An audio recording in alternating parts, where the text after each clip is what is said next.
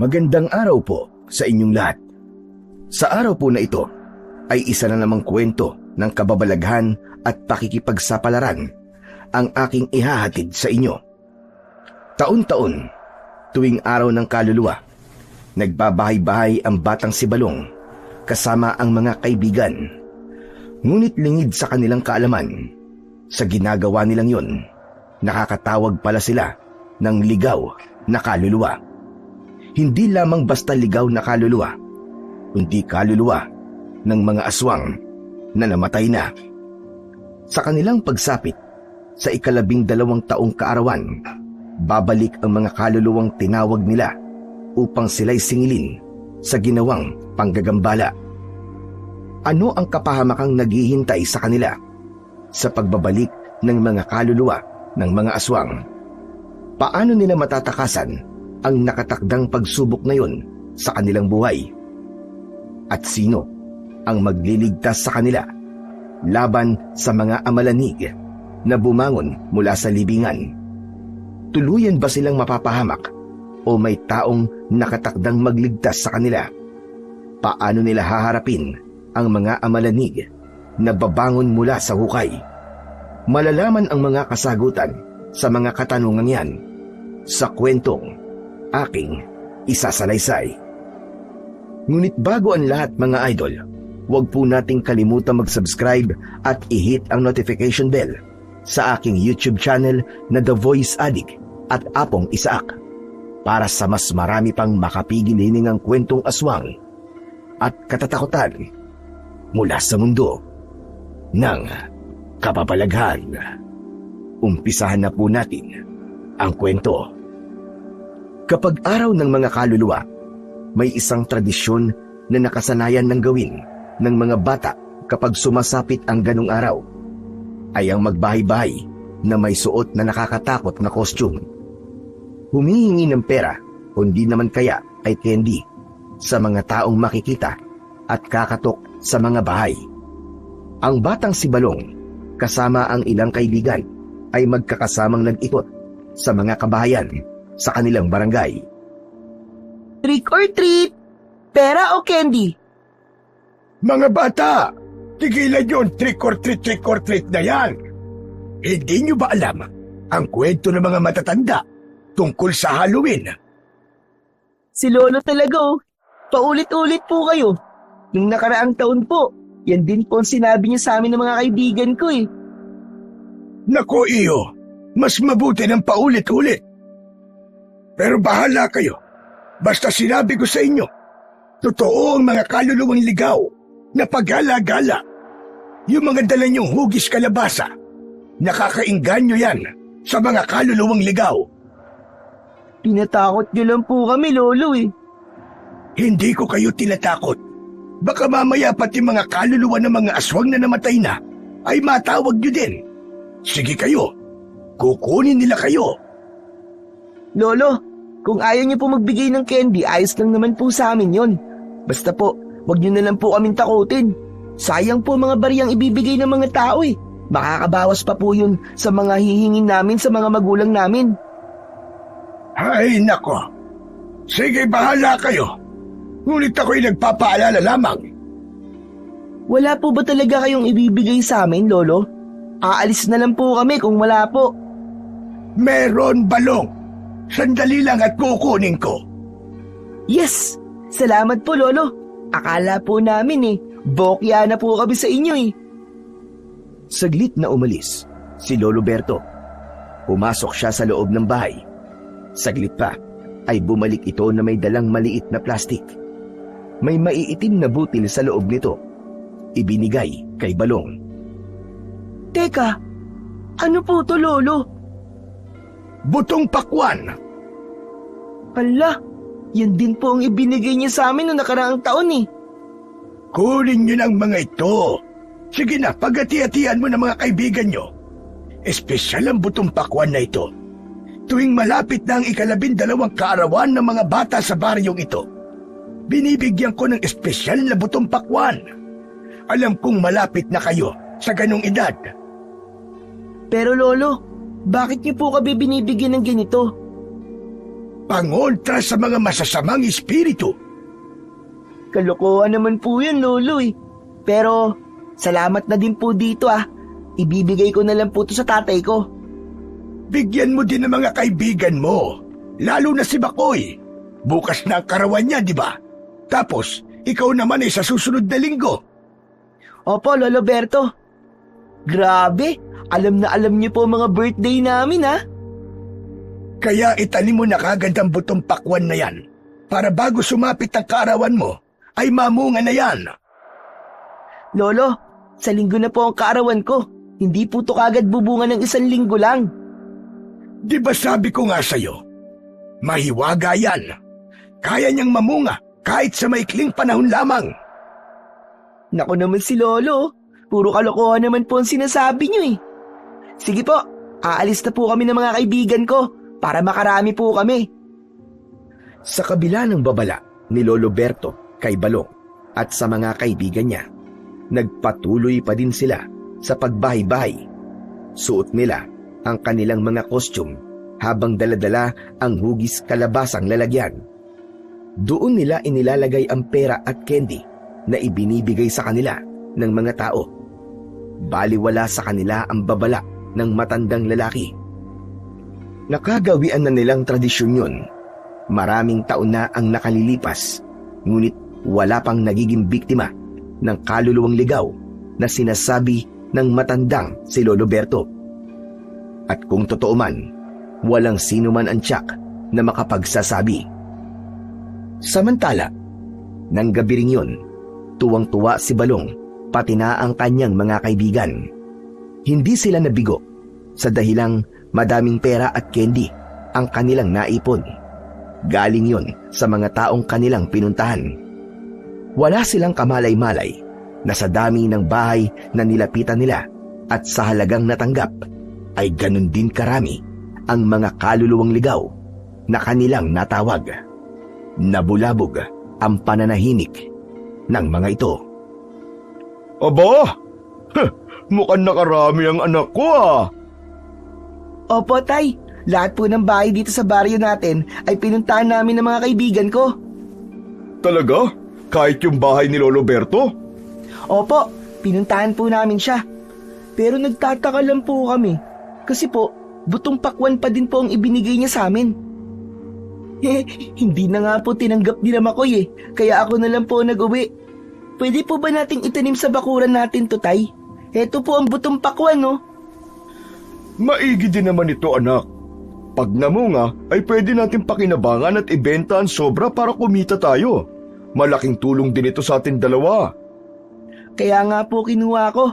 Sayang din po kasi. Saka anak, baka ito lang din talaga ang kayang ibigay sa inyo ni Mang Berto. Di ba ang paggawa lang ng basket ang ikinabubuhay niya? Kaya baka wala talaga siyang maibibigay na pera sa inyo. Grasya pa rin ito, anak, na dapat nating ipagpasalamat. Opo, Tay. Nagpasalamat pa rin naman po ako sa kanya dahil kahit papano po ay nagbigay po siya sa amin. Hindi katulad po nung mataas at malalaking bahay. Ipinagtatabuyan po kami. Sinasabihan pa po kami ng kung ano-ano. Hay nako, hayaan nyo na yun, anak, huwag nyong pansinin. Ang mahalaga ay may mga tao pa ring bukas ang puso sa pagbibigay. Tay, ibibigay ko po sa inyong kalahati nitong perang kinita namin para makadagdag po sa panggastos natin dito sa bahay. Nako, huwag na anak, itago mo na lang yan para may magamit kang pambaon pampasok mo sa school. Sigurado po kayo, Tay? Oo anak, sa'yo yan. Sige po, Tay, kayo po ang bahala. Itatabi ko na lang po, iipunin ko. Kinabukasan, maagang naglinis ng bakuran si Mang Jun. Tinanggal ang malalagong damo sa paligid ng kanilang bakuran. Saka inihanda ang lupang pagtataniman ng butong pakwan. Bago pa sumapit ang tanghali, ay naitanim na niya ang lahat ng binhi na galing kay Lolo Berto. Nang matapos na siya sa pagtatanim, ay tinawag na siya ni Balong. Naihanda na ng bata ang kanilang pananghalian. Marunong na sa kusina ang bata at naaasahan na ito pagdating sa pagluluto. Habang kumakain sila, may hindi inaasahang bisita ang dumating. Paglabas ni Mang Jun ng pinto, ay naroon si Eric, ang kanyang kababata, na ama ng batang si Makoy. Sa tindig at pananamit pa lang nito, makikitang may sinasabi na ito sa buhay. Oh, paring Eric, kumusta ka na? Ba't napadalaw ka sa kubo namin? Kailan ka pa dumating galing Maynila? Kahapon lang, pre. Alam mo, naabala sa negosyo eh. Kaya ngayon lang ako ulit nakauwi dito sa baryo natin. Ah, ganun ba? Kaya hindi mapigilan ang pagyaman mo, pare. Ibang-iba ka na ngayon. Hindi tulad nung kabataan natin. Nako, wag mo nang ipaalala yon, paring Jun. Baka magkaiyakan pa tayong dalawa rito eh. Sinwerte lang ako sa negosyo, kaya ito, kahit papano, ay nakakaangat na ako sa buhay ngayon. O ano pare, pumasok ka na muna dito sa loob. Ipagtitimpla kita ng kape. Kaso lang pagpapasensyaan mo na lang at ganito pa din ang bahay namin hanggang ngayon mula nung huli tayo nagkita. Nako, hindi na pare. Huwag ka na mag-abala. Sa kakatapos ko lang din naman magkape. Kaya lang naman ako na parito ay para imbitahan kayo ng anak mo para sa gaganaping handaan sa bahay bukas. Ay, oo nga pala, Birthday nga pala ni Makoy bukas. Kaya huwag kayong mawawala, pare, ha. Aasahan ko kayo. Siyempre naman, pare, hindi kami mawawala ng anak kong si Balong. Inaanak ko ba naman yan si Makoy, kaya tiyak pupunta kami. O sige, pare, aalis na ako. Yun lang naman talaga ang sadya ko. Ang bilis naman, aalis ka na kaagad. Magkwentuhan muna tayo dito. Matagal din tayong di nagkita Sa susunod na lang, pare. Kukunin ko pa kasi ka namang earning ang kakataying baboy bukas. Nakaw, mukhang enggrande talaga ang birthday ng anak mo, pare. Patay baboy pa pala. Yan ang gusto ng asawa ko si Dine. Kaya nga daw siya nagpapakahirap sa abroad para maibigay ang gusto ng anak namin. Hindi na ako kumontra, pare, para hindi na kami mag-away. O paano? Tutuloy na ako, Huwag mong kalimutan yung imbitasyon ko. Bukas na yon, pare. Oo, pare. Mag-iingat ka. Kita na lang tayo bukas. Nang makaalis na si Eric, napansin ni Mang Jun na parabang biglang nawala ang sigla ni Balong. Kanina ay bibong-bibo ito habang nagkikwento. Ngunit ngayon ay hindi na halos nagsasalita. Kaya nagtaka si Mang Jun na nilapitan ang kanyang anak. Anak, bakit parang malungkot ka? Masama ba ang pakiramdam mo? Hindi po, tay. Ayos lang naman po ako. Naiinggit lang po kay Makoy. Kasi po, merong hinandang malaking salo-salo para sa kanya, sina Tito Eric. Kaya pala nalungkot ka. Buti pa po si Makoy, tsak maraming handa sa birthday niya. Pero po ko, tsak, walang handa sa birthday ko. Anak, mapera kasi sila. Kaya nilang gumastos kahit gaano pa yung kalaki. Pero tayo, walang ganun . Kita mo naman ang buhay natin, hindi ba? Kaya nga po Tsaka malapit na din po ang birthday ko, tay. Sa susunod na linggo na po. Alam ko yun, anak. At hindi ko makakalimutan yun.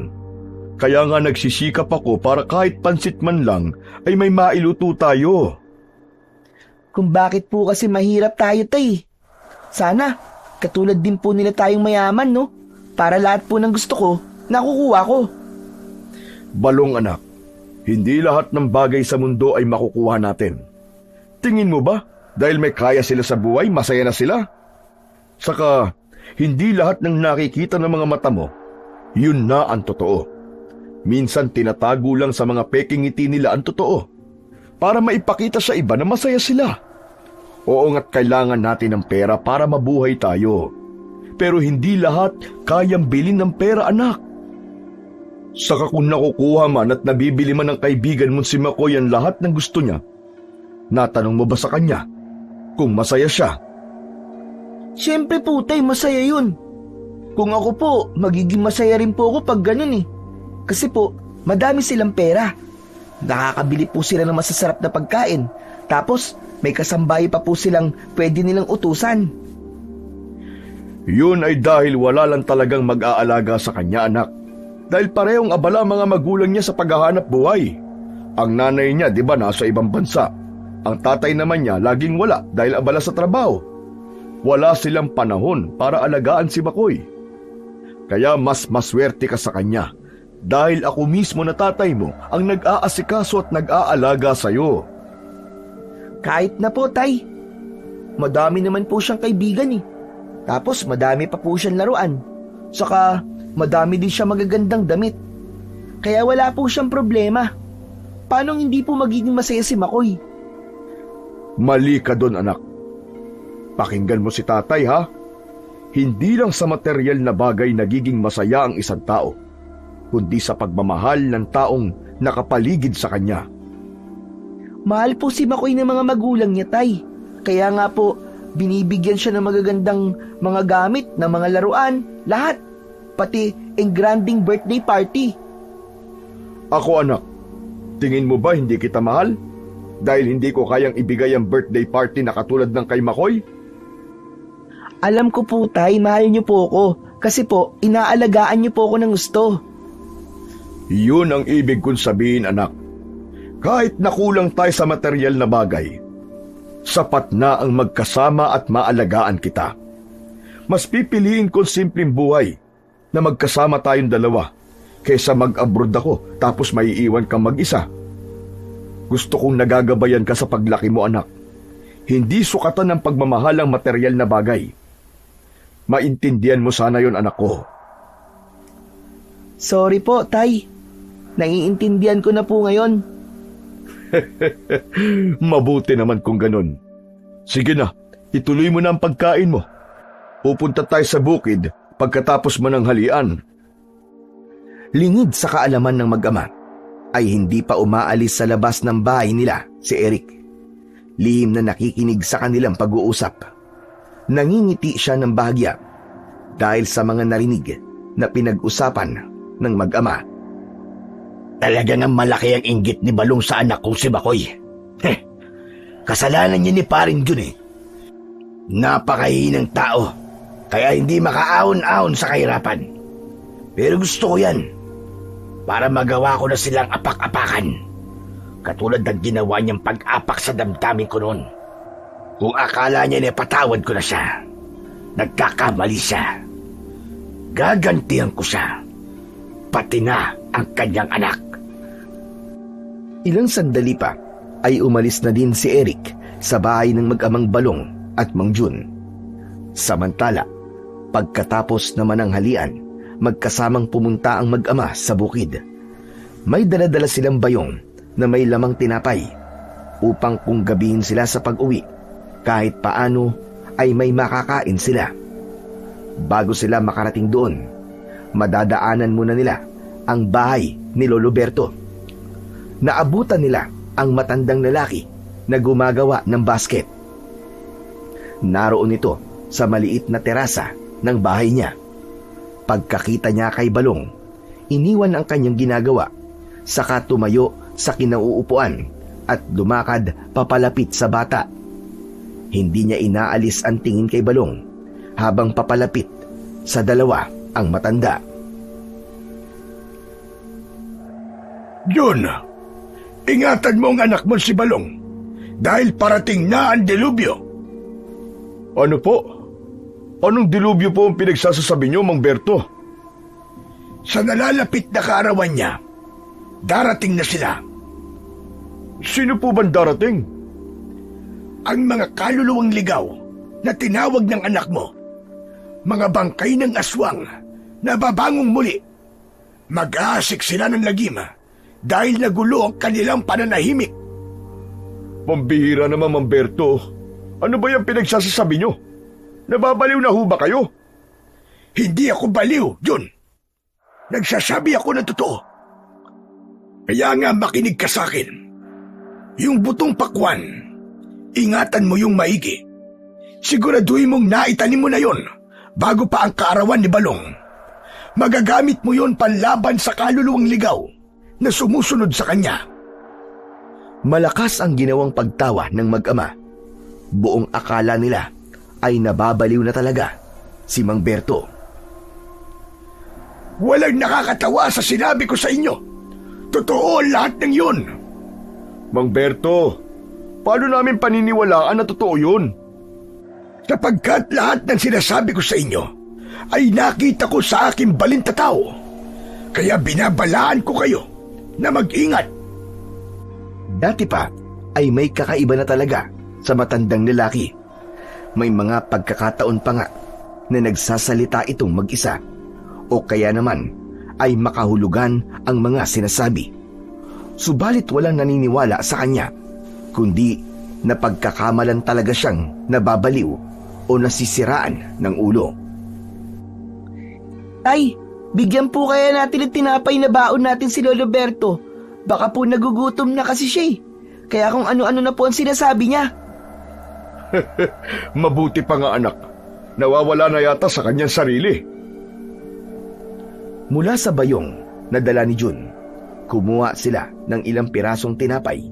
Saka iniabot yon kay Lolo Berto. Lolo Berto, kumain po muna kayo. Naku, salamat Balong. Tamang-tama't nagugutom na ako. Hindi pa ako nanananghalian eh. Kaya po siguro naging ganyan kayo kung ano-ano po ang sinasabi nyo. Hayaan nyo po, mula ngayon, dadalan ko na po kayo palagi na makakain. Hindi na kailangan Balong. Makakaabala pa yun sa'yo. Pero kung gagawin mo, ay hindi ko tatanggihan. O paano po, Mang Berto? Aalis na po kami ng anak ko. Kailangan na namin magtungo sa bukid. Mag-ingat kayo at tatandaan yung mabuti ang mga sinasabi ko. Napapangiti pa ang mag-ama habang papaalis sila sa bahay ni Lolo Berto. Samantala, nakamasid naman ang matandang lalaki habang papalayo ang mag-ama. Kung lilingon lang sila, ay makikita nila si Mang Berto na bumubulong-bulong na tila may sinasabi. Pagdating sa bukid ng mag-ama, may kakaiba silang napansin sa lupa. Nagkaroon yun ng malalalim na mga hukay. Sa lalim at laki ng hukay ay kasya ang isang tao. Parang inihanda ang hukay upang maging libingan ng tao. Hala, Tay! Bakit po kaya may mga hukay ang lupa? Tay, baka po may napadpad na hayop dito, tapos sila po nagukay sa lupa. Imposible yun, anak. Hindi to kayang gawin ng ligaw na hayop lamang. Kung ganun, Tay, sino po kaya ang pwedeng gumawa nito? Hindi ko din alam, anak. Mabuti pa'y pumunta muna tayo kay paring Eric. Sa kanilang lupang to, baka alam nila kung sinong pwedeng gumawa nito sa lupa nila. Isa pa, nasira ang mga tanim dahil sa mga hukay na yan. Malulugi tayo pagdating ng anihan. Mabuti pa nga po, Tay. Sabihin na natin sa kanya para hindi tayo mapagbintangan. Nang hapong din yon, nagtungo ang mag-amang Jun at Balong sa bahay ni na Eric. Sinalubong sila ng may-ari ng bahay, saka pinapasok sa loob. Ipinaalam nila ang kanilang nakitang hukay sa bukid. Teka lang, paano magkakaroon ng hukay sa lupang yon?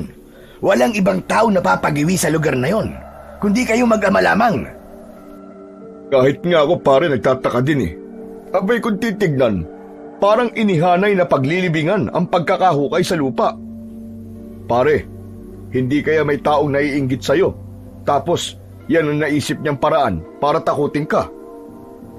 O baka naman pare, ikaw ang naiinggit sa akin, tapos pinapalabas mong ibang tao ang gumawa nun. Aba, hindi paring Eric, hindi ko magagawa yun sa'yo, pambihira ka naman. Kung ganon, sinong gagawa nun sa lupa ko? Kayo lang naman mag-ama ang pumupunta sa lugar na yon. Huwag ka magbibintang ng ganyan pare, dahil kahit kailan, hindi ako nakaramdam ng inggit sa'yo. Talaga ba pare?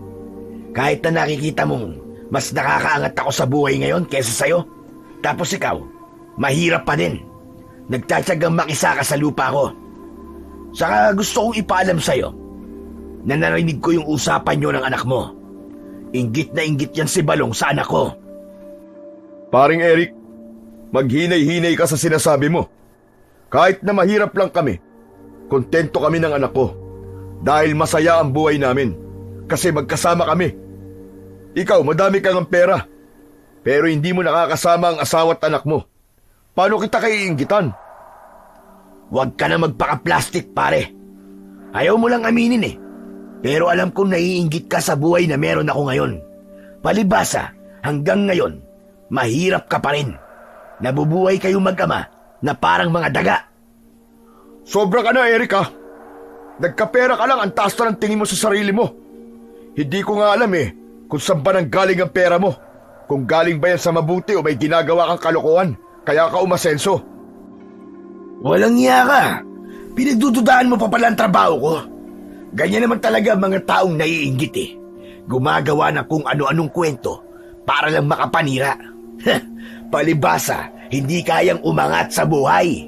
At para sa kaalaman mo, Jun, hindi mo maaabot ang narating ko. Isa pa, sa mundong to, pera ang nagpapasaya sa tao. Kaya alam kong hindi ka masaya sa buhay mo. Aminin mo man o hindi, inggit na inggit ka sa akin. Kaya ako nga kayo inimbitahan sa birthday ng anak ko para mas lalo mo maramdaman na magkaiba na ang antas ng buhay natin ngayon kumpara noong mga bata pa tayo. Totoo nga pala ang sabi ng mga matatanda. Nababago ng pera ang ugali ng isang tao. Ikaw ang isang ebidensya nun.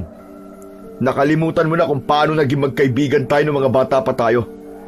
Ngayong marami ka ng pera, wala na. Nag-iba ka na. Nilamon ka na ng ambisyon mo. At masyado ka nang naging mayabang.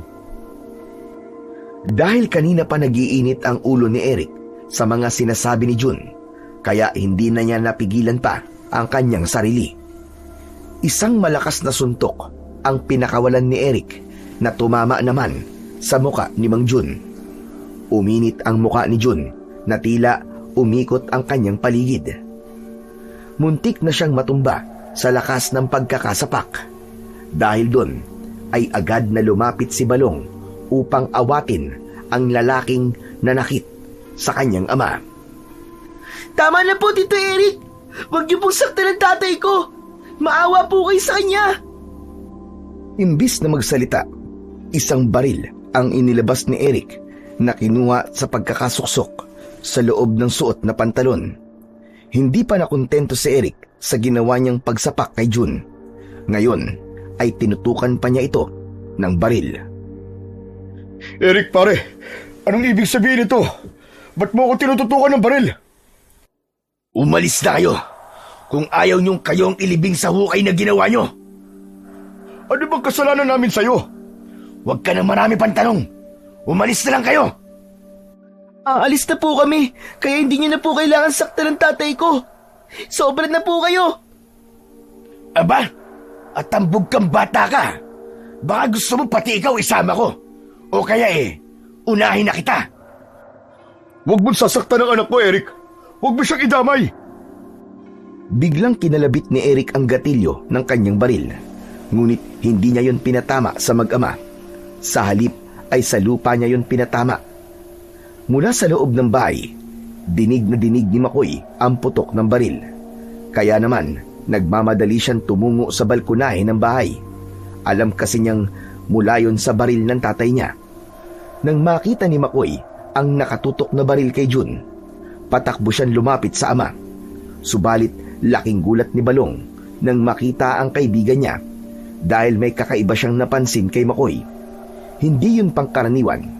Nakaramdam ng takot at panginginig si Balong habang nakatingin sa kanyang kaibigan.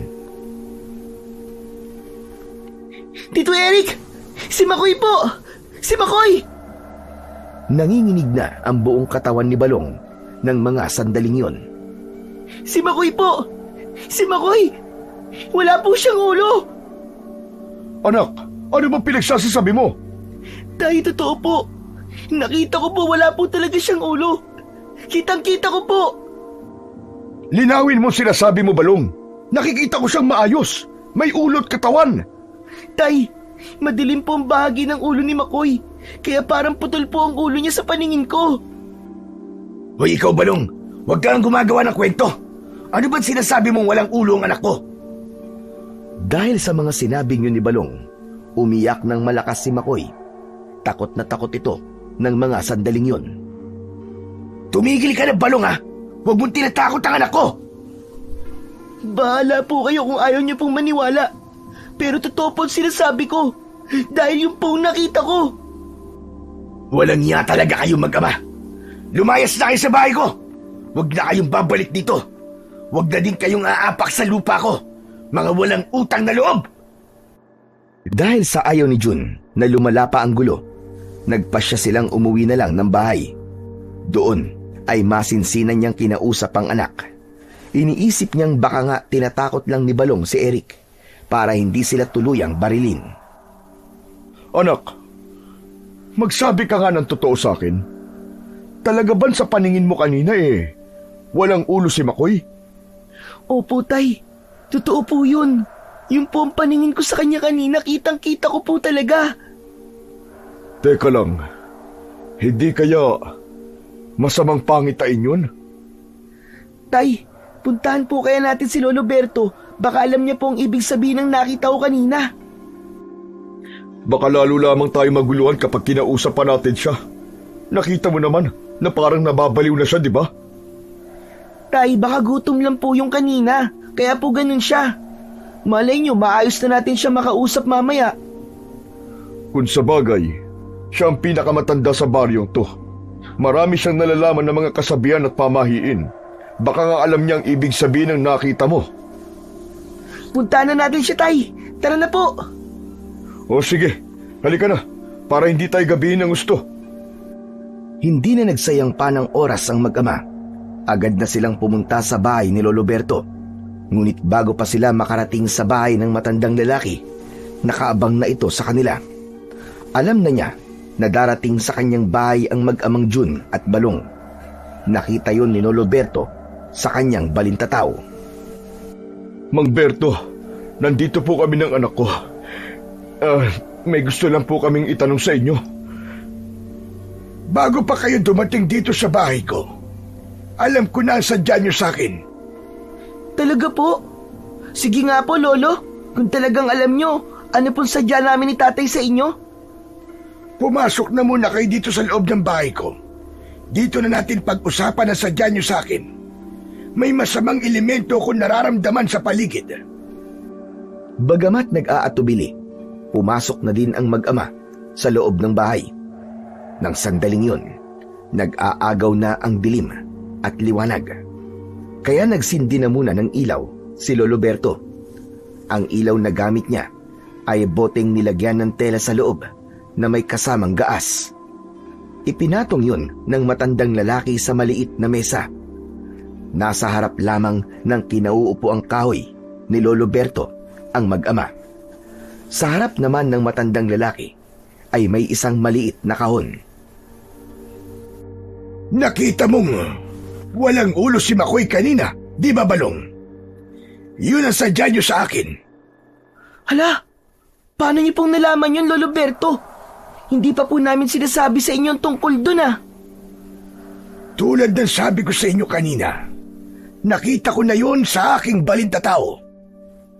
Bakit po si Balong lang ang nakakakita nung kanina? Sa paningin ko naman po, ay normal lang si Makoy. Wala akong nakita na anumang kakaiba sa kanya. Sapagkat unti-unti nang lumalabas ang kanyang kakayahan. Nakikita na din niya ang mga palatandaan ng hinaharap. Kailangan niya lamang malaman ang ibig sabihin ng bawat nakikita niya. Kung ganon, Mang Berto, ano nga po ang ibig sabihin nun nang nakita po ni Balong na walang ulo si Makoy?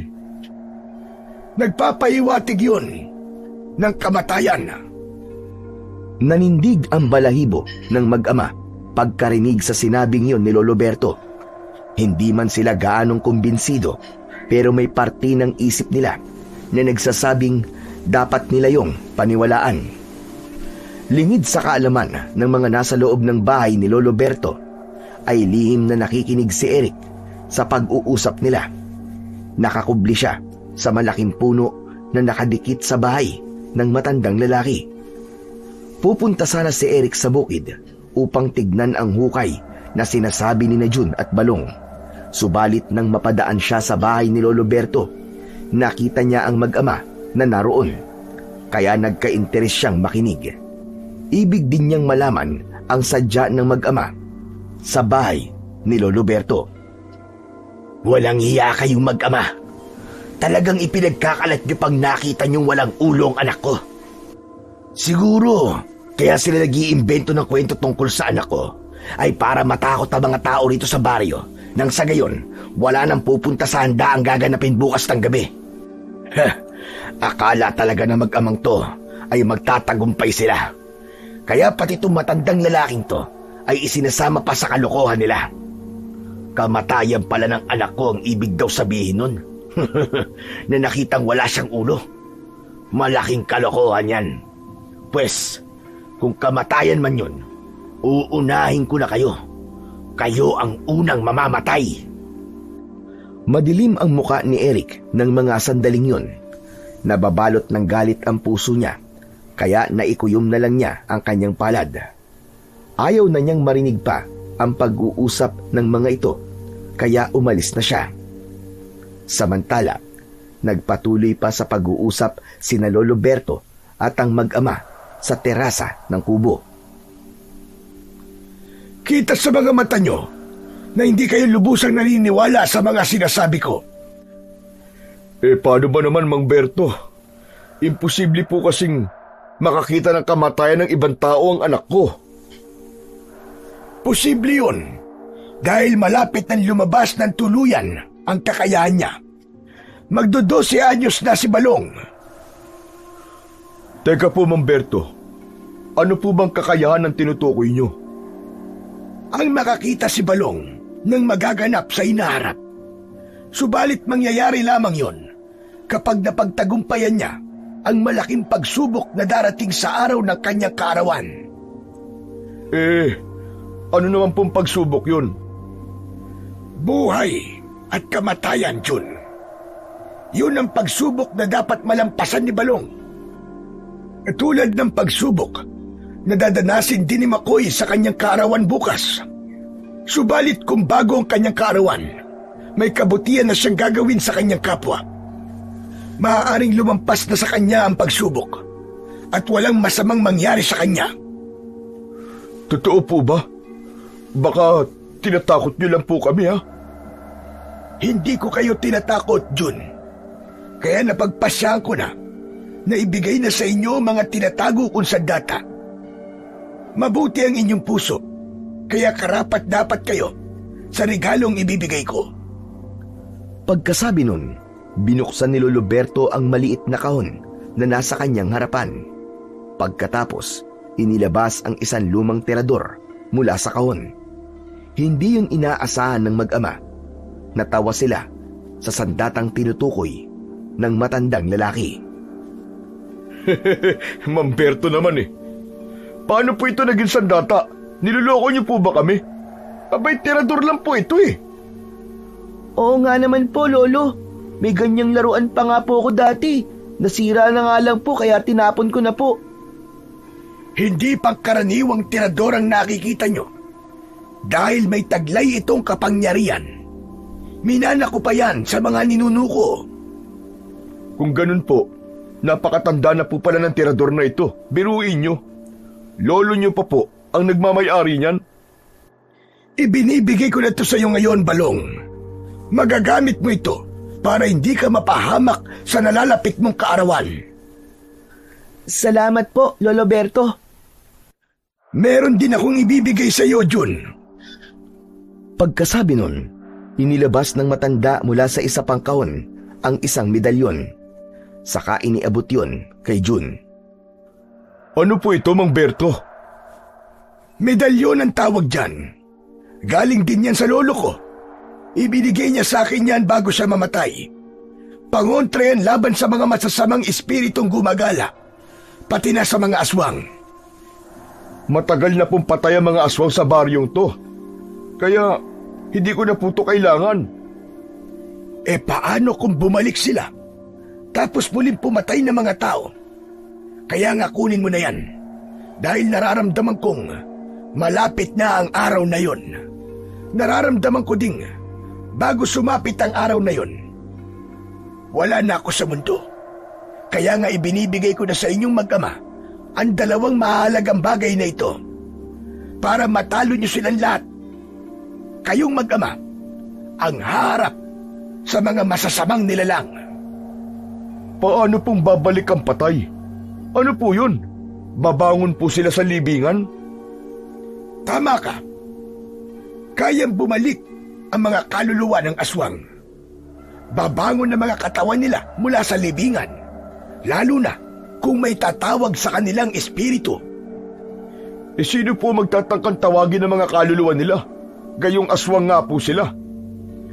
Tulad ng matagal ko nang sinasabi, sa bawat pag-ikot ng mga bata sa araw ng mga kaluluwa, hindi nila sinasadyang natatawag ang kaluluwa ng mga namatay na.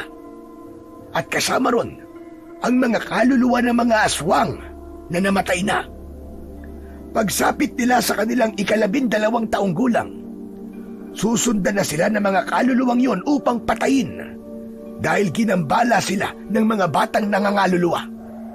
O kaya gamitin ang katawan ng mga batang biktima upang maging bagong katawan nila. Hala, Lolo Berto, nakakatakot naman po yung mga sinasabi nyo. Tama ka, Balong. Dahil ako mismo ay nasaksihan ko nung kabataan ko. Amalanhig ang tawag sa mga aswang na muling nabubuhay. Bumabalik sa katawan nila ang kaluluwa at mas mapanganib sila. Ang medalyon na ibinigay ko sa iyo ngayon, mabisang panlaban yan sa mga amalanhig. Bagamat nagdadalawang isip pa din si Jun, tinanggap na lang niya ang medalyon. Tulad nga ng sabi ni Lolo Berto, isa yung regalo, kaya hindi nila dapat tanggihan. Ngayon, ay pwede na ako magpahinga dahil naibigay ko na sa inyo ang mga bagay na yan. Ingatan nyo yang mabuti dahil kayo ang pinili para mag-ingat ng medalyon at ng mahiwagang terador. Uuwi na po kami, Mang Berto. Pasensya na po kayo at naabala pa po namin kayo. Sige na, huwag niyong isipin yon. Pusikit na ang dilim nang lumabas ang mag-ama sa bahay ni Mang Berto. Halos wala silang makita sa daan dahil sa sobrang dilim. Hanggang sa isang himala ang naganap sa hawak na medalyon ni Jun. Bigla yun naglabas ng liwanag. Sapat na liwanag upang makita nila ng malinaw ang kanilang dinaraanan. Ginamit nila yung tanglaw hanggang sa makarating sila sa kanilang bahay. Doon nila unang napatunayan na totoo nga ang kapangyarihan ng medalyon. Tay, mukhang totoo nga po ang sinasabi ni Lolo Berto ah. May kapangyarihan nga po ang medalyon. Tama ka, anak. Kaya iingatan ko to ng gusto. Bihira lamang ang may ganitong kapangyarihan. Kung may kapangyarihan po ang medalyon, baka meron din po talagang kapangyarihan ang tirador na ibinigay po sa akin ni Lolo Berto. Kahit na mukhang ordinaryong laruan lamang po ito. Kaya nga ingatan mo din niyang mabuti, anak. Baka nga totoo lahat ng sinabi ni Mang Berto. Kaya magagamit mo yan laban sa mga aswang. Kung ganun, dapat natin balaan si Makoy, Itay. Paano kung mapahamak talaga siya? Yun ang gusto kong gawin, anak. Ang balaan siya. Pero ano magagawa natin? Galit na galit sa atin ang Tito Eric mo. Kaya malamang, hindi niya ipapakausap sa atin si Makoy. Kahit na hindi po sila makinig sa atin, sabihin pa din po natin sa kanila, Tay. Kaibigan ko po si Makoy eh. Ayoko po siyang mapahamak. Gusto mo bang puntahan natin siya sa bahay nila? Opo, Tay. Sige na po. Hindi po ako mapapalagay kapag hindi po natin siya nakausap eh. Malayo pa sila sa bahay ni Eric. Tanaw na nila ang maraming bisita. Mga kamag-anak yun ng nanay ni Makoy na galing pang Maynila. Naroon sila upang makisaya sa handaan sa birthday ni Makoy kinabukasan. Nagkakasiyahan sila habang nagkikwentuhan. Agad na napansin ng mag-ama na wala doon si Eric. Iniisip nilang baka talagang abala yun sa loob ng bahay nila. Kaya hindi na sila tumuloy. Baka kasi isipin lang din ng mga taong naroroon ay gusto lang nilang manggulo. Kaya umuwi na lang sina Balong at Mang Jun. Iniisip mo pa din ba si Makoy, anak? Opo, Tay. Gusto ko pong tulungan siya, pero hindi ko po alam kung paano eh. Hayaan mo, anak. Mukhang masaya sila sa buhay nila. Saka isa pa, hindi din tayo sigurado kung magkakatotoo nga ba talaga sinabi ni Mang Berto. Kaya wag mo na siyang alalahanin. Saka, baka hindi rin tayo paniwalaan nun. Kung sa bagay, tama po kayo, Tay. Saka, baka po kung ano pang isipin ni Tito Eric kapag nakita tayo. Itay, paano na po tayo? Galit na po sa atin si Tito Eric. Wala na po kayong lupang sasakahin. Ay, nako. Hahanap na lamang ako ng ibang paraan, anak. Ay, siya nga pala, bukas ng umaga. Pupunta ako kay Kapitan. Magtatanong ako kung pwede niya ako mabigyan ng trabaho. Kahit na tagalinis lang sa barangay. Kahit na maliit ang kita, basta meron akong hanap buhay. Hindi ba, anak? Pasensya na po kayo, Tay, ah. Dahil po sa akin, kaya lalong nagalit po sa atin si Tito Eric. Wala kang kasalanan, anak. Ginawa mo lang sa tingin mo'y tama. Yun nga lang, hindi maganda para kay Eric. Saka anak, wag mo na silang isipin. Sagana na sila sa buhay eh. Iba na rin ang tingin nila sa atin. Hindi na tayo bagay na makipagkaibigan pa sa kanila. Kaya nga po eh, pangarap ko pong yumaman din ako para hindi na po tayo apihin ng ibang tao. Ikaw talagang bata ka. Kung ano-ano ang iniisip mo. Totoo naman po yun, Tay. Tignan niyo po sila. Marami po silang kaibigan. Pero tayo po, dahil mahirap lang tayo, wala po tayong kaibigan. Anak, hindi lahat ng taong naroon sa bahay ni paring Eric ay kaibigan niya. Yung iba ay naroon lamang dahil nakikinabang sila. Yan ang tandaan mo, anak. Sa mundong to, iilan lang ang maaari mo maging totoong kaibigan. Kaya mag-iingat ka sa pagpili ng kaibigan. Sabi nga nila okay lang na meron kang isang kaibigan basta totoo, kesa meron kang 10 na lahat naman ay peke. Opo, Tay. Tatandaan ko po yung sinabi nyo. O siya, sige na. Ihanda mo na ang mesa para makapaghapunan na tayo. Para makapagpahinga na rin tayo, anak. Maaga pa tayong pupunta kay Kapitan bukas. Sinunod ni Balong ang sinabi ng kanyang ama. Naghain ito ng pagkain sa lamesa. Pagkatapos nilang makapaghapunan, nahiga na din silang mag-ama. Bago matulog si June, isinabit niya sa kanyang leeg ang medalyon na ibinigay ni Lolo Berto. Samantalang si Balong, inilagay niya sa gilid ng kanyang higaan ang kanyang terador. Dahil sa pagod sa nagdaang maghapon, nakatulog din sila kagad. Nagising sila kinabukasan dahil sa sunod-sunod na pagkatok sa kanilang pintuan. Tay! Tay, gising po! Mukhang may tao po sa labas ng bahay natin. Oo nga, anak Puntahan mo nga muna, alamin mo kung sino. Susunod din kagad ako pagkatapos ko magpalit ng damit. Opo, Tay. Agad na bumangon si Balong sa higaan, saka tinungo ang pintuan ng bahay. Pagbukas niya sa pinto, bumungad sa kanya si Kapitan. Uy, kayo po pala, Kapitan. Magandang umaga po. Ano pong kailangan nyo? Andiyan ba ang tatay mo? Pwede ko ba siya makausap? Opo, nandito po siya. Pasok po muna kayo. Tatawagin ko lang po si tatay. Pagpasok ni Kapitan sa loob ng bahay, pumasok naman si Balong sa kwarto. Bumalik ito sa salas, kasama na ang kanyang ama. Ay, magandang umaga po, Kapitan. Pupunta po sana ako sa inyo ngayong umaga dahil may pabor akong hihingin sa inyo. Pero nandito na po kayo. Ano bang kailangan mo sa akin? Kapitan, magtatanong lang po sana ako sa inyo kung meron po ba kayo maibibigay na trabaho sa akin. Mangyaring hindi na ako pwedeng makisaka kay paring Eric kaya kailangan ko ng trabaho. Gustuhin ko mambigyan ka ng trabaho, kaya lang mukhang hindi pa sa ngayon, John. May kailangan kang harapin bago yon. Ano po ba yung, Kapitan? Diretsahin niyo na po ako. Natagpuan patay ngayong umaga lang si Mamberto. May saksak siya sa kanyang tagiliran. Po? Ano kanyo? Patay na si Mang Berto? Oo, John. At ikaw ang itinuturo ng saksi na huling nakausap ng matanda. Magkasama yata kayo ng anak mo na nanggaling sa kanyang bahay.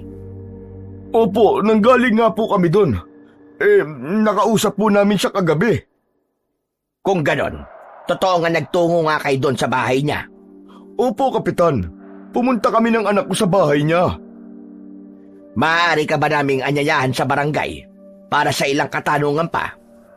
Pero Kapitan, wala po akong kinalaman sa pagkamatay niya. Kung wala ka talagang kasalanan, John, maluwag kang sasama sa akin. Alam ko mabuti kang tao, kaya nga hindi na ako nagsama pa ng iba para puntahan ka dito. Dahil alam kong hindi mo na ako pahihirapan pa. Halika na, John. Sumama ka na sa akin sa barangay hall. Pero Kapitan, wala po akong masamang ginawa. Isa pa, walang dahilan para patayin ko si Mang Berto. Hindi kami magkaaway.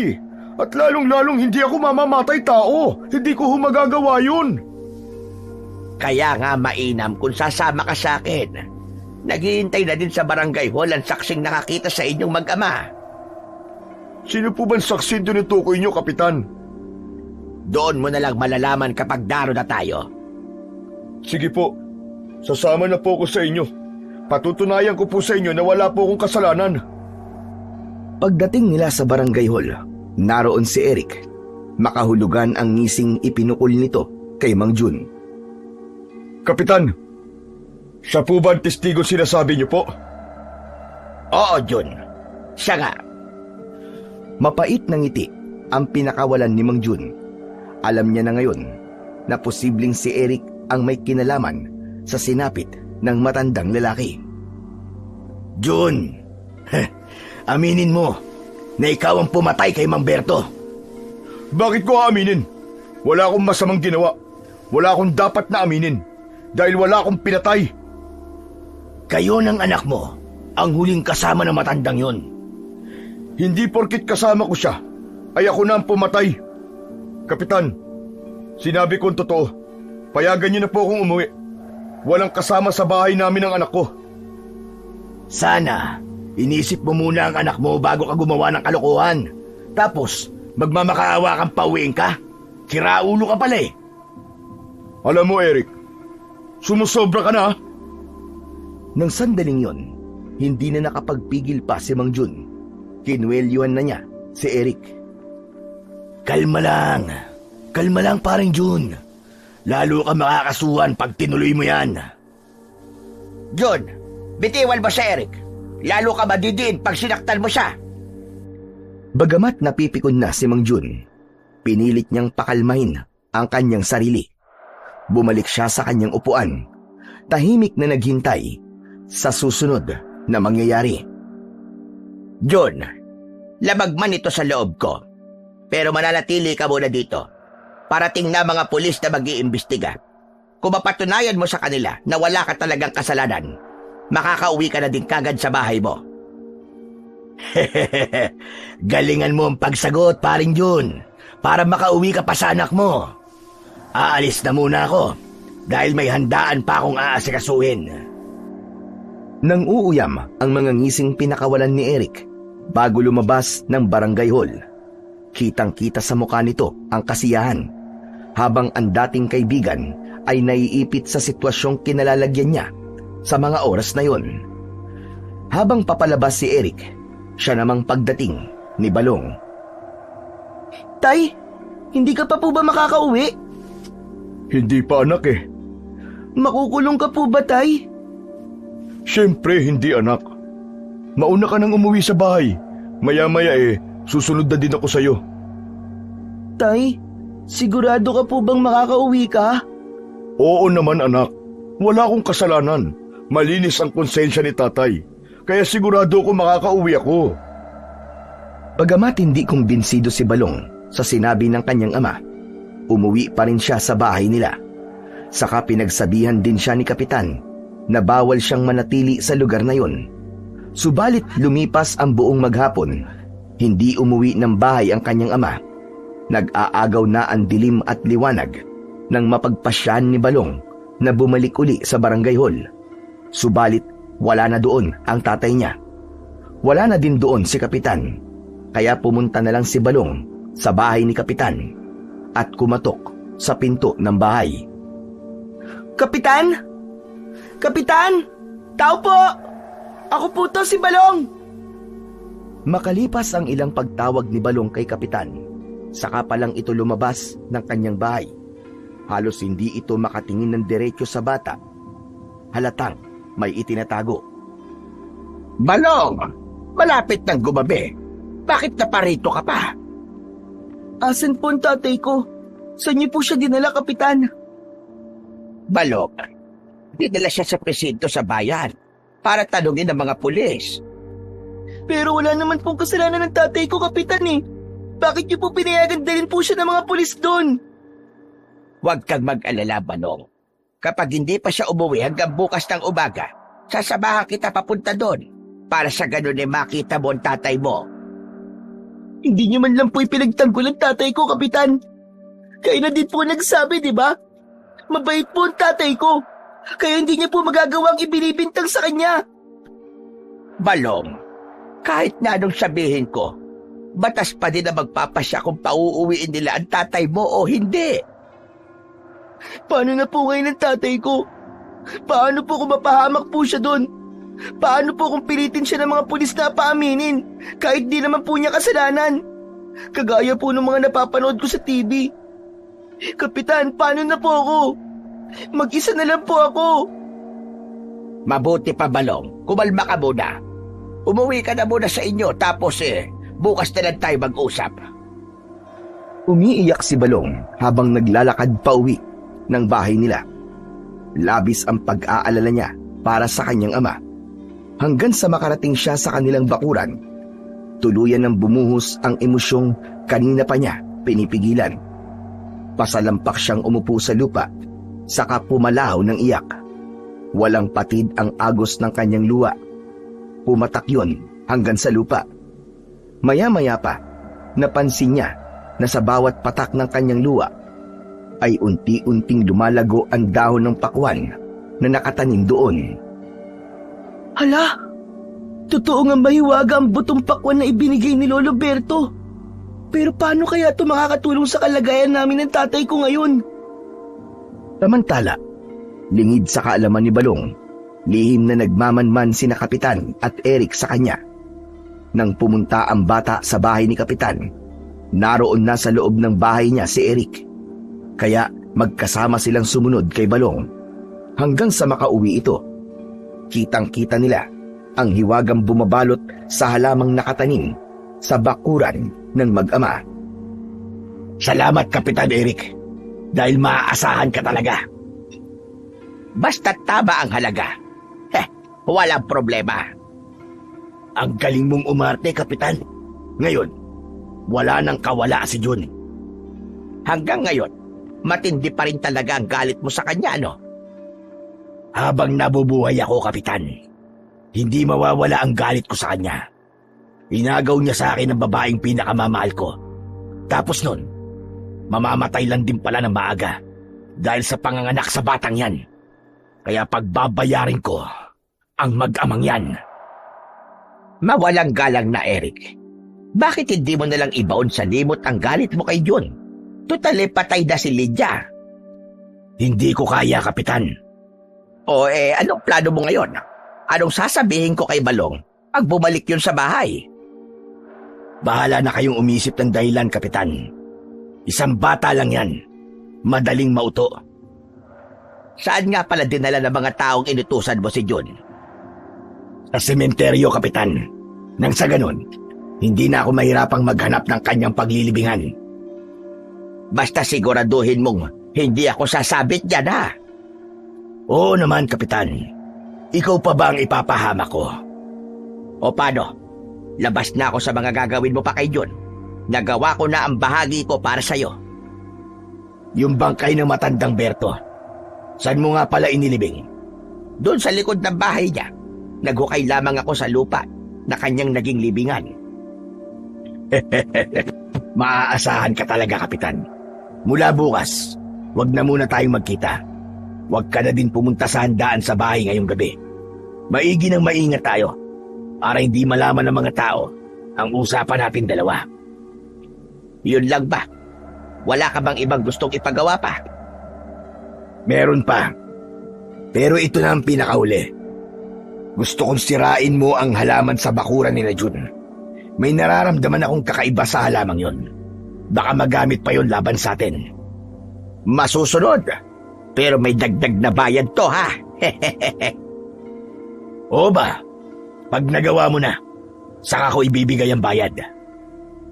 Pagkatapos ng pag-uusap na yon ni Kapitan at Eric, naghiwalay muna sila ng landas. Si Eric ay nagtungo sa sementeryo kung saan naroon si Jun.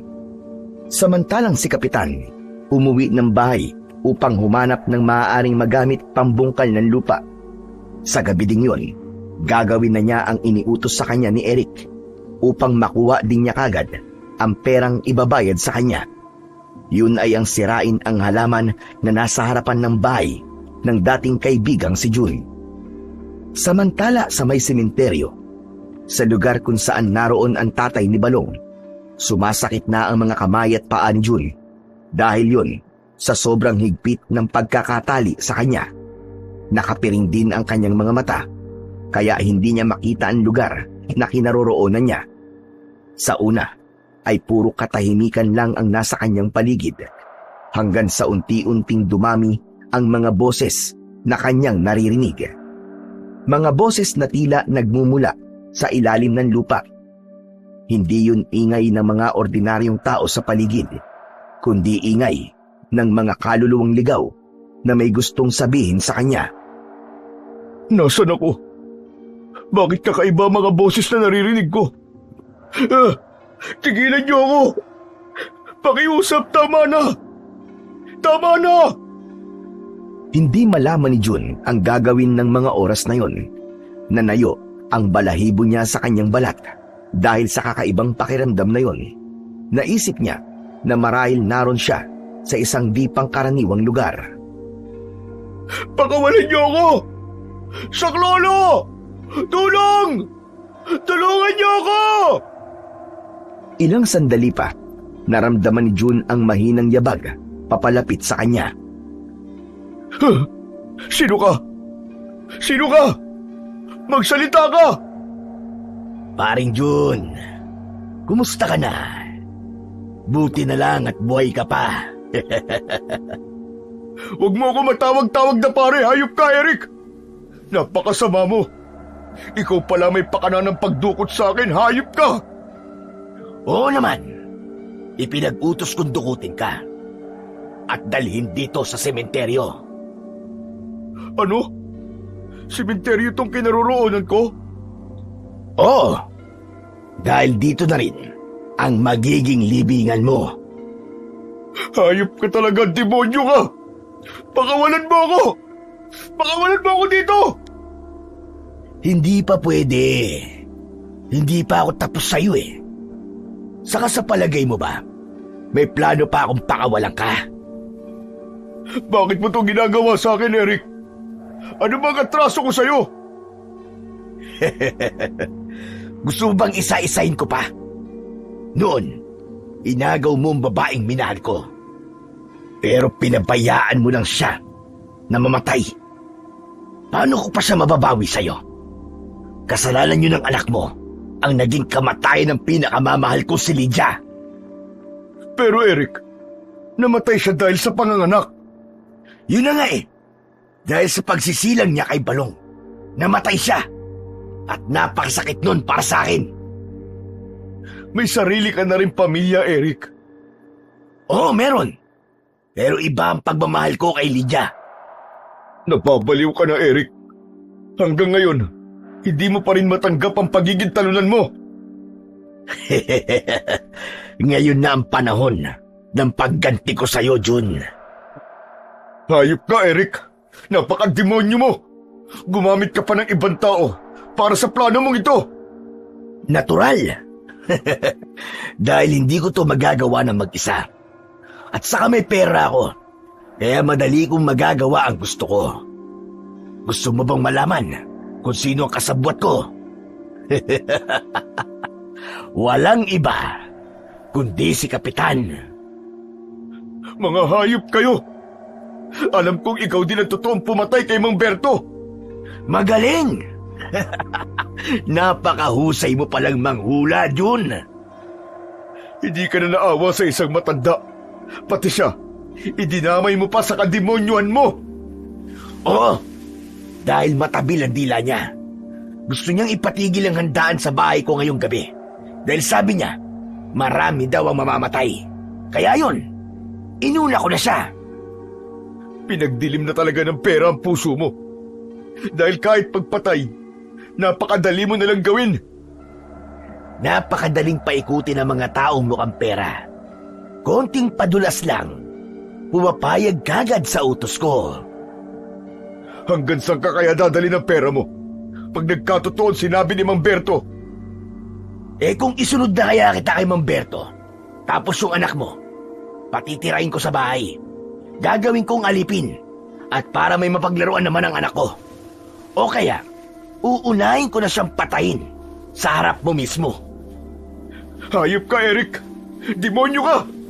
Huwag na huwag mong gagalawin ang anak ko! Dahil sa labis na galit ni Jun, nagpipipiglas siya. Ngunit kahit na anong piglas niya, hindi siya makawala sa higpit ng pagkakatali sa kanya. Nang mga sandaling yun, nakapiring pa din ang mga mata nito. O paano? Mauna na ako sa'yo, paring Jun. Ngayong gabi na ang handaan sa birthday ng anak ko. Maraming bisita na naghihintay sa akin sa bahay. Pasensya ka na, pare. Binabawi ko na ang imbitasyon ko sa'yo. Mas gusto kong pahirapan ka muna. Kaya mananatili ka rito sa sementeryo. Huwag kang umalis! Pakawalan mo ako! Hayop ka, Eric! Bumalik ka dito! Bumalik ka dito! Parang walang narinig si Eric ng mga sandaling yun. Tuloy-tuloy lang siya sa paglalakad hanggang sa makarating siya sa sasakyang ipinarada sa gilid ng kalsada. Doon sa gawing bungad ng sementeryo. Naiwan si Jun sa gitna ng sementeryo. Hindi malaman ng lalaki ang gagawin. Maya-maya pa, may kakaibang naramdaman si Jun sa paligid. May mga ingay at mahinang pagyanig siyang nararamdaman. Kung wala lang piring ang mga mata niya, ay makikita nito ang unti-unting pagbuka ng lupa sa paligid niya. Mula sa bumukang lupa, malapit sa kinatatayuan ni Jun, ay lumabas ang naaagnas na kamay. Dinakma noon ang isang paa ng lalaki, kaya ganun na lamang ang pagkagulat niya. Sino ka? Bitiwan mo ang paa ko! Bitiwan mo ang paa ko! Ramdam na ramdam ni Jun ang malamig na kamay na humawak sa kanyang paa. Nangalisag ang kanyang balahibo sa takot at kaba na nararamdaman. Nagsisisipa at nagpapapadyak siya hanggang sa maalis ang pagkakahawak ng kamay sa kanyang paa. Halos padapa siyang gumapang upang makalayo. Hirap siyang kumilos dahil sa pagkakapiring ng mata at nakagapos ang kanyang dalawang kamay. Subalit kahit saan siya magpunta, may mga kamay na unti-unting lumalabas sa ilalim ng lupa. Dahil doon ay labis na ang kaba at takot na kanyang nararamdaman. Hanggang sa mapagawi siya sa gilid ng isang puntod. Doon ay napaupo siya sandali. Naramdaman niya ang isang basag ba na nicho sa kinaroroonan niya. Inilapit niya ang kanyang nakataling braso at paulit-ulit na ikiniskis ang tali sa gilid ng nicho hanggang sa maputol yun. Nakalag niya ang pagkakatali sa kanyang kamay. Agad niyang tinanggal ang telang nakapiring sa kanyang mga mata. Doon na nga tumambad sa kanya ang maraming bangkay na lumalabas mula sa libingan. Diyos ko po! Totoo nga mga sinabi ni Mang Berto! Bumabangon nga mga bangkay sa libingan! Ito na yata ang mga namatay na aswang! Naging amalanig sila at bumangon sa libingan para magasik ng lagim! Kitang-kita niya ang mga bangkay na bumangon mula sa libingan. Mabilis ang kilos ni Jun, samantalang mabagal kung gumalaw ang mga nabuhay na bangkay. Sa pagbangong muli ng mga namatay na aswang, ay may misyon itong dapat tapusin o kaya ay magpalaganap ng lagim. Nagtago muna siya sa likod ng isang puno sa gilid ng sementeryo upang umiwas sa mga amalanhig. Saka muling iginala ang mga mata sa paligid hanggang sa mahagip ng kanyang paningin ang sasakyan ni Eric. Hindi yun makaalis dahil sa napapalibutan yun ng napakaraming buhay na bangkay. Nasa loob kaya ng sasakyan niyo si Eric? Hindi siya makalis dahil sa mga amalanhig. Napapaisip si Jun kung dapat ba niyang tulungan ang dating kaibigan. Kaya lang, malaki ang atraso nito sa kanya dahil ipinadukot siya nito at hindi pa rin niya alam kung anong plano sa kanya. Kapag tinulungan ko siya, baka magbago ang isip niya at hindi niya na ituloy ang mga masasamang balak niya sa akin. Maging ang anak ko ay magiging ligtas na din dahil hindi niya na pag-iisipan ng masama. Sa kabila ng ginawa ni Jun kay Eric, ay nangibabaw ang lambot ng kalooban nito. Kaya lumabas si Jun sa kanyang pinagtataguan, saka lumapit sa kinaroroonan ng sasakyan ni Eric. Ako ang harapin niyo! Mga mababahong zombie! Pagkarinig ng mga amalanhig sa boses ni Jun, agad silang lumingon sa kinaroroonan niya. Nang akmang lalapit na sa kanya ang mga amalanhig, hinubad niya ang medalyon na bigay ni Mang Berto at itinaas yun. Saka taimtim siyang umusal ng dasal. Biglang nagliwanag ang medalyon. Kailangan ito ng orasyon upang magkaroon ng bisa. Ito ang kabilin-bilinan sa kanya ni Mang Berto. Bawat amalanhig na tatamaan ng liwanag na mula sa medalyon ay agad na bumabagsak at naglalaho hanggang sa maubos ang lahat ng ito sa paligid ng sasakyan ni Eric. Nang mawala ang mga buhay na bangkay na nakaharang sa sasakyan ni Eric, ay biglang umandar ang kotse at pinaharurot yun para tuluyang umalis. Walang pakialam sa ginawang pagliligtas sa kanya ni Jun. Pambira! Napakasama talaga ng ugali niya. Hindi man lang nagpasalamat. Tinulungan ko na nga siya eh. Ganun pa rin ang ugali. Samantala, laksa-laksang amalanhig ang papalapit sa kinaroroonan ni Jun. Hindi na siya makakilos sa matinding kaba habang unti-unting lumalapit ang mga yon sa kanya. Hanggang huminto sa kanyang harapan ang mga amalanhig.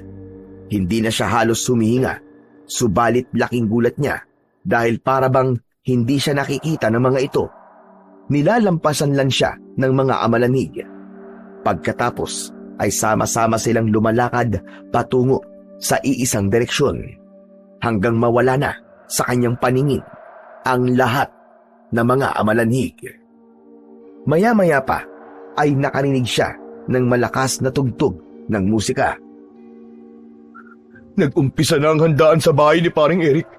Di kaya pupunta ron ng mga amalanhig. Kailangan kong pumunta ron. Maraming tao mapapahamak kapag hindi ko napigilan ng mga amalanhig na yun. Maghahatid sila ng lagim sa handaan. Ilang sandali pa, malakas na sigawan ang narinig ni Jun. Kasabay ng malakas na tugtog ay ang pagpili ng mga tao. Kaya mas binilisan pa ni Jun ang paglalakad hanggang sa makarating siya sa bahay nila at nakita niya ang anak. Ligtas si Balong. Balong, anak! Balong! Tay! Tay, nandito po ako! Saan po kayo nanggaling? Ba't po ganyan ang itsura nyo? Ang dami nyo pong putik! Mahabang kwento, anak. Mamaya ko na lang sasabihin sa'yo. Ang mahalaga ay narito na ako. Teka, anak. Bakit nandito ka sa labas ng bahay natin? Tay, may kakaiba po sa pakwan na itinanim nyo. Anong kakaiba, anak? Tignan niyo po tayo. Lumago na po sila kagad. Aba, oo nga anak, ano? Ngayon ko lang napansin. Tay, totoo po ang sinabi ni Lolo Berto. Mahiwaga po ang butong pakwan na ibinigay niya sa atin. Kung ganun, lahat ng sinabi ni Mang Berto ay totoo. Katulad sa pagbangon ng mga taong namatay na. Bumangon sila muli sa libingan, anak. Mga amalanhig ang iba sa kanila. Mga namatay na aswang. Totoo sila, anak. Kitang-kita ko. Papunta na sila ngayon sa bahay ni na Makoy. Kailangan natin silang tulungan. Pero tay, paano po natin sila tutulungan? Mga aswang po na nabuhay muli ang kalaban natin. Gagamitin ko medalyon mo. Tapos ikaw, gagamitin mo ang terador mo. Sige po tay, Kukuha lang po ako ng maraming bato. Hindi ba to ang gagamitin, anak? Kundi bawang. Ano po? Bawang po ang ipambabala ko po sa tirador ko. Oo anak, kaya halika na. Marami tayong bawang sa kusina. Kunin natin ang mga yun upang magamit natin laban sa mga amalanhig. Tara na! Agad na sumunod si Balong sa iniutos sa kanya ng kanyang ama. Kinuha ang mga bawang, pagkatapos ay inilagay sa isang malapad na tela at itinali ang telang yun sa kanyang bewang. O ano anak? Handa ka na ba? Opo tay, tara na po. Iligtas na po natin si Makoy. Akmang lalabas na sana ng tarangkahan ng mag-ama nang biglang sumulpot sa kung saan si Kapitan. May hawak itong balaraw sa kanang kamay. Saan kayo pupunta? Wala ka na doon, Kapitan. Buhay ka pa pala, John. Oo, Kapitan. Buhay na buhay pa ako. Kung ganon, ay tutuluyan na kita ngayon. Hindi na kita maaaring buhayin pa. Dahil alam ko na alam mo na ang sekreto namin ni Eric. Pati na ang pagpatay kay Mang Berto. Kapitan, anong gagawin mo sa akin? Mabilis ang naging pagkilos ni Kapitan. Agad na iwinasiwas ang balaraw na hawak niya. Pinatama niya yon sa katawan ni Jun. Subalit mabilis ang naging pagkilos ng lalaking antingero. Kaya hindi siya natamaan. Patuloy siya sa pag-ilag hanggang sa matalisod siya sa isang bato. Dahil doon ay bumagsak si Jun sa pakwang nakatanim sa kanyang bakuran. Sumayad sa mga dahon nito ang medalyon na nakasuot sa leeg ni Jun. Dahil sa pangyayaring yun ay biglang lumiwanag ang halaman. Bigla itong nagkaroon ng malalaking bunga. Namangha si Jun at Balong sa kanilang nakita na biglang pagkakaroon ng bunga ang pakwan. Hindi rin makapaniwala ang Kapitan. Talaga nga mahiwagang pakwang ito. Kaya nga papatay na kita ngayon. Hindi ko sisirain ang inyong pananim, kundi mapapasakin ang mahiwagang pakwan na to. Malaki ang magiging pakinabang ko dito. Posibleng magpayaman to sa akin. Hayop ka, Kapitan. Sakim kan talaga. Dahil nasa pera ang totoong kapangyarihan. Mali ka doon, Kapitan. Dahil yung pagiging gahaman mo sa pera ang papatay sa'yo. Pagkasabi ni Jun sa mga katagang yun, biglang nagliwanag ang kanyang medalyon. Hinubad niya yun, saka itinapat ang liwanag sa halaman. Ang halamang pakwan naman ay unti-unting humaba ang mga sanga. Patungo ang mga yon sa kinatatayuan ni Kapitan. Pinalibutan ng sanga ang kanyang buong katawan hanggang dumako yon sa kanyang leeg. Saka unti-unti siyang sinakal ng mga sanga ng halaman. Pumulupot ng higpit sa leeg ng Kapitan hanggang sa tuluyan siyang malagutan ng hininga. Pagkatapos ay tinakpan ng halaman ang buong katawan ni Kapitan. Saka unti-unting lumubog sa lupa ang kanyang buong katawan.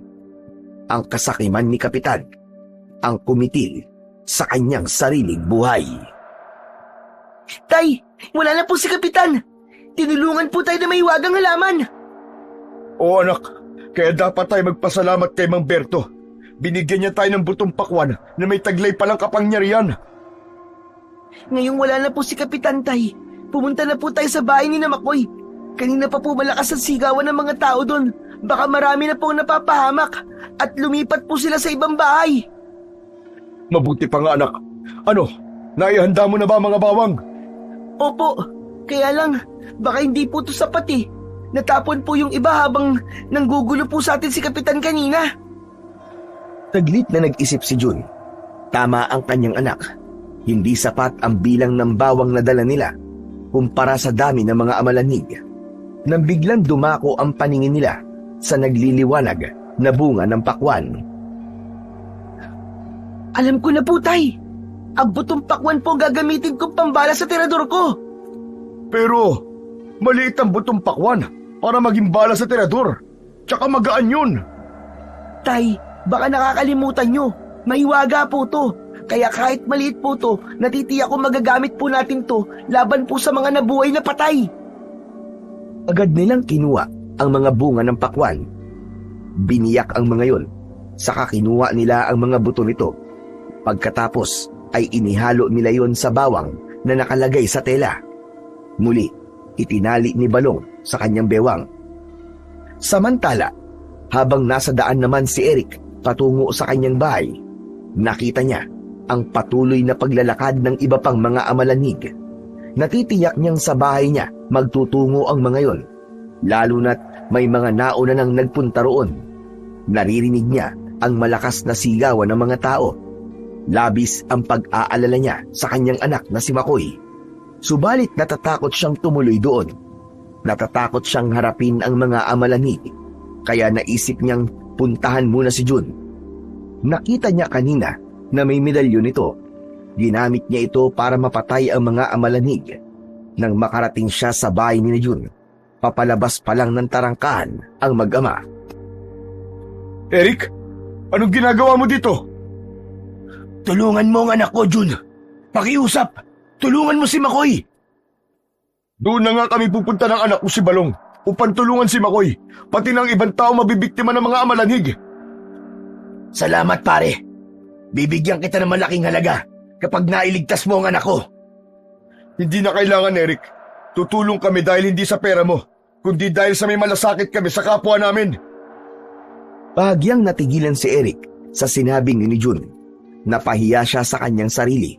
Kahit masama ang ipinakita niya sa mag-ama, heto pa din sila hanggang tumulong sa kanya. Eric, tara na. Baka mapahamak na ang anak mo kapag nagtagal pa tayo dito.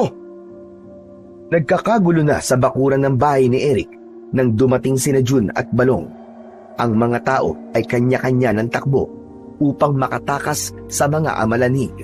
Ang mga bata at babae ay nag-iiyakan na dahil sa matinding takot. Tay, nakikita ko po si Makoy. Nandun po siya sa balkonahe ng bahay nila.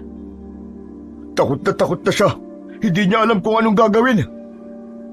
Umiiyak si Makoy habang humihingi ng tulong.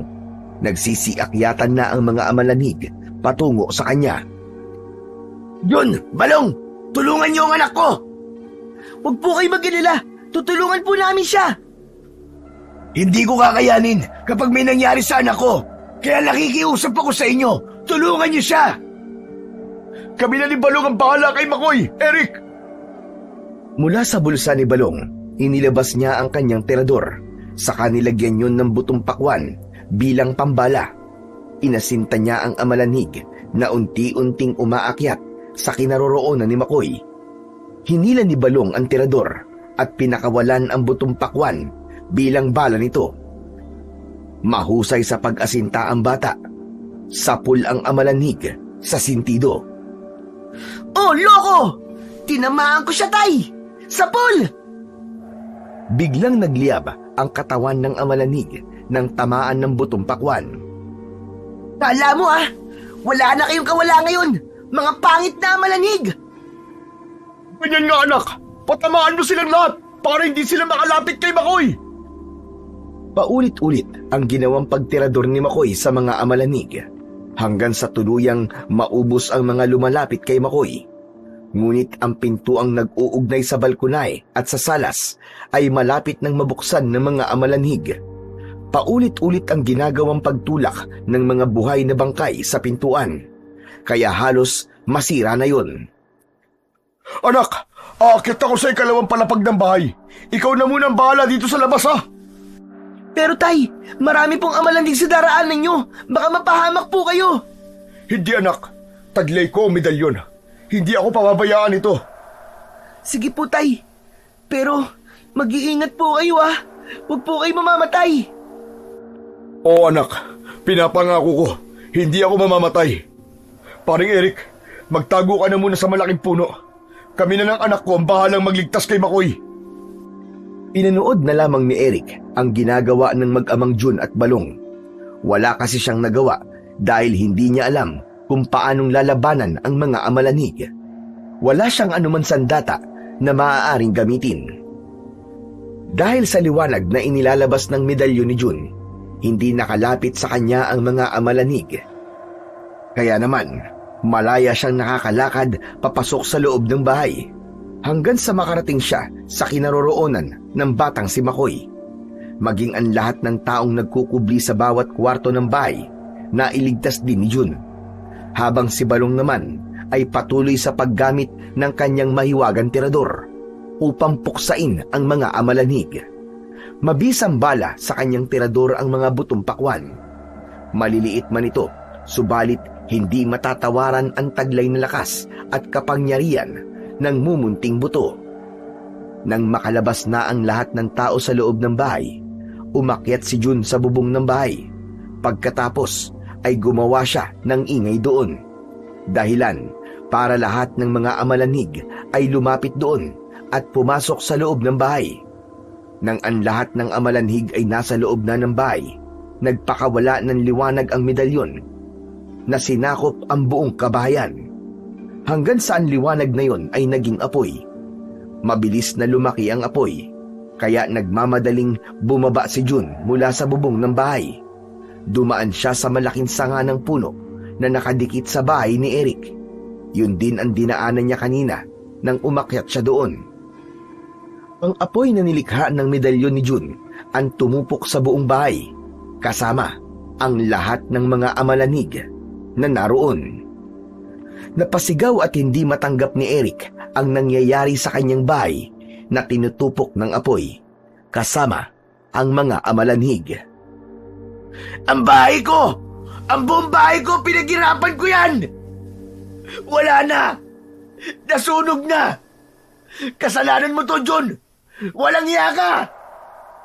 Hindi matanggap ni Eric ang nangyayari sa kanyang magarang bahay. Ano ba sinasabi mo, Eric? Iniligtas ko ang buhay ng anak mo sa mga amalanhig. Tapos yan lang ang sasabihin mo? Hindi ka man lang ba magpapasalamat? Anong dapat ko ipagpasalamat sa'yo? Tinupok mo ang ari-arian ko! Alam mo ba kung gaano kalaking halaga ang ginastos ko? Mapatayo lang ang bahay na yan! Eric, kaya mo magpagawa ng isa pang bahay na kagaya niyan. Pero yung buhay ng anak mo at lahat ng taong naririto, iisa lang yun.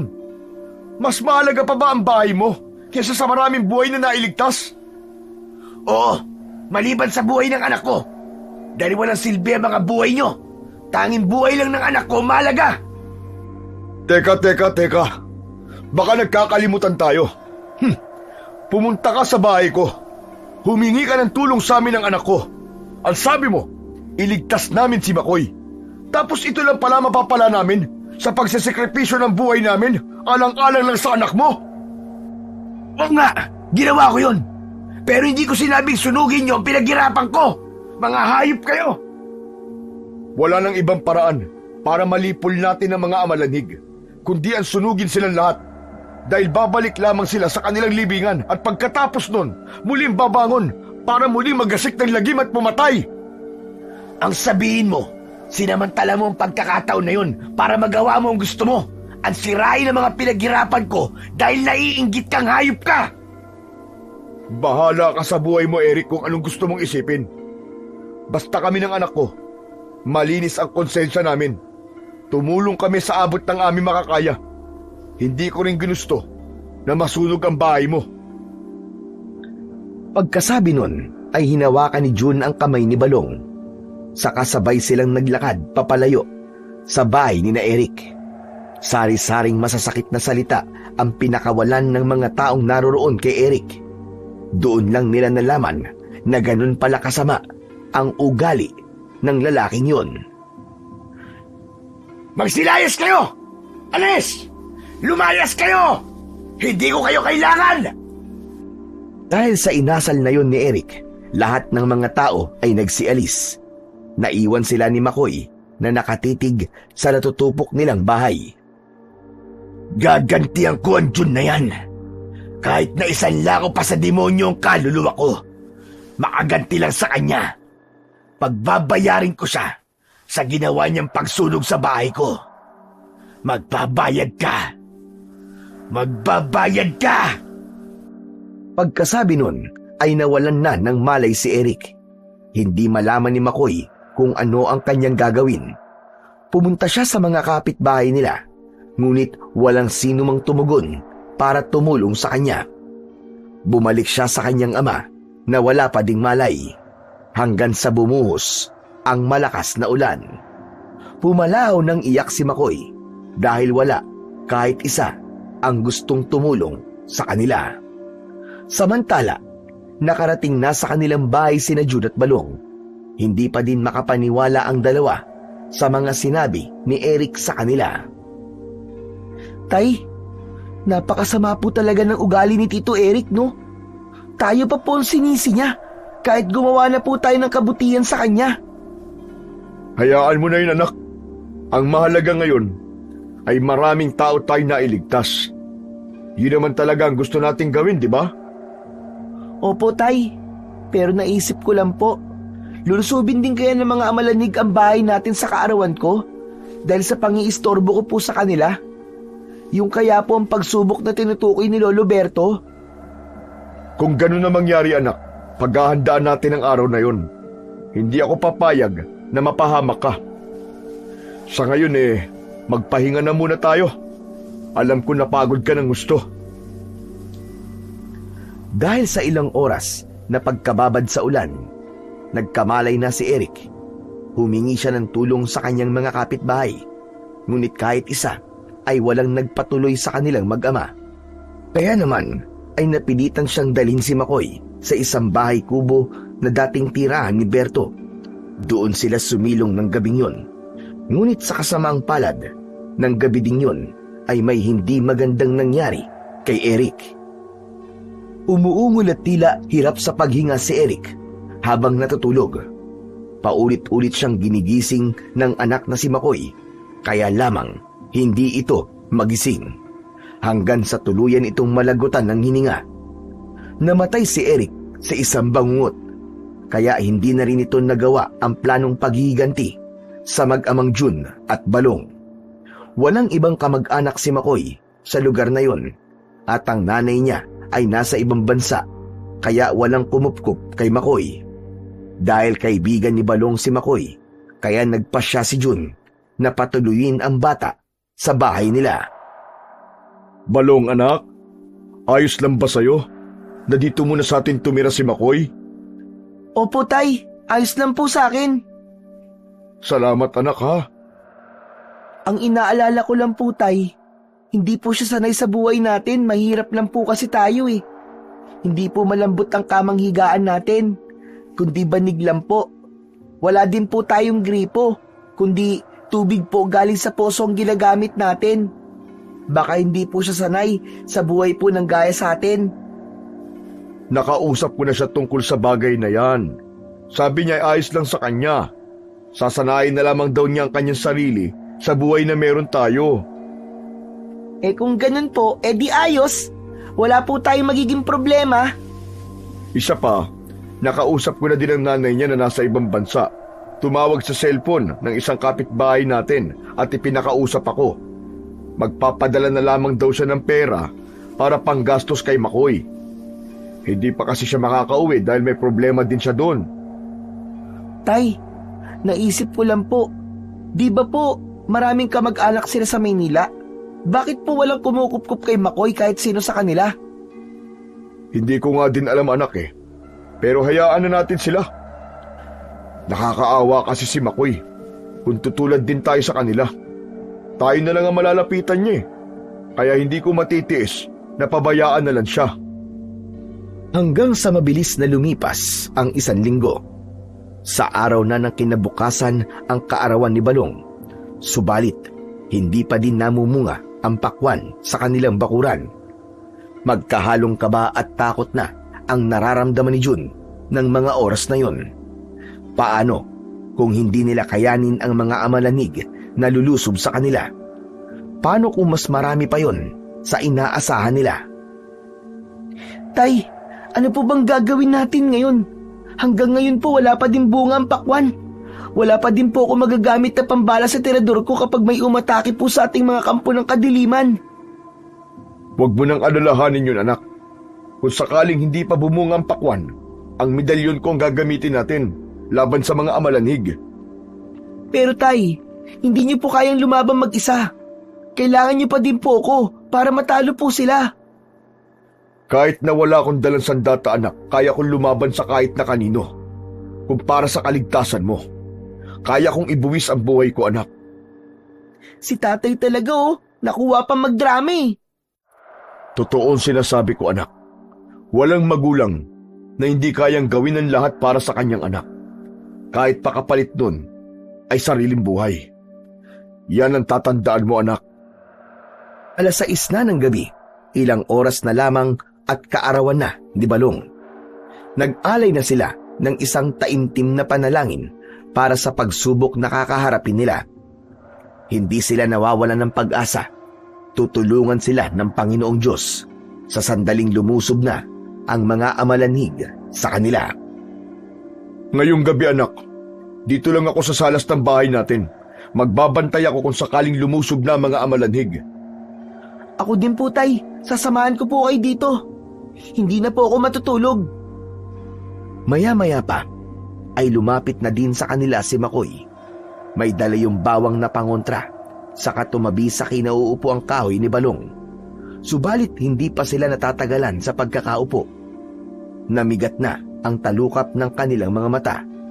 Hindi nila namalayang nakatulog na pala sila sa kanilang pagkakaupo. Nagising na lamang sila sa malakas na katok sa kanilang pintuan. Kahit hindi pa halos maimulat ni Balong ang kanyang mga mata, tumayo na siya. Nagtungo sa pintuan, saka binuksan yun. Pagbukas niya ng pinto, bumungad sa kanya ang mga kapitbahay nila. May mga dalang bilao. Naglalaman yun ng iba't ibang uri ng pagkain. Isang bagay pa ang ikinamangha ni Balong ng umagang yun. Ang buong bahay nila, pati na ang kanilang buong bakuran, ay natatakpan ng malalagong dahon ng tanim nilang pakwan. Ang bunga ay napakarami at malalaki. Baka sa mukha ni Balong ang pagkamangha. Nagpamalas muli ng kapangyarihan ang mahiwagang pakwan. Dahil sa hindi na siya makapaghintay na ipakita yon sa kanyang ama, ginising na siya ni Balong. Tay! Tay, gising po, dali! Gumising po kayo, Tay, dali! Bahagyang nagulat pa si Mang Jun dahil sa pagkakayugyug ng anak sa kanya. Bakit, anak? Ano ba yun? Nasaan ang mga amalanhig? Papatayin ko sila! Tay, uminahon po kayo! Wala pong amalanhig. Ang narito po ay yung mga kapitbahay natin.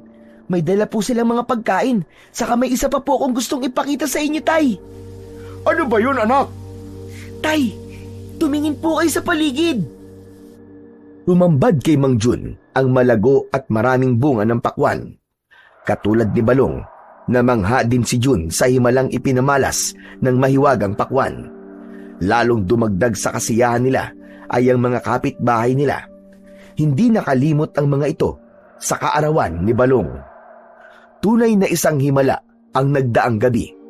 Kung lumusob man ang mga amalanhig, ang pakwang nakatanim sa kanilang bakuran ang makakatulong upang tapusin ang pagsalakay ng mga ito. Mula ng araw na yon, naging masaya na ang mag-amang Jun at Balong. Kasama si Makoy, ang mahiwagang pakwan ay hindi natuyo ang mga dahon. Sa halip, nagpatuloy ito sa pamumunga.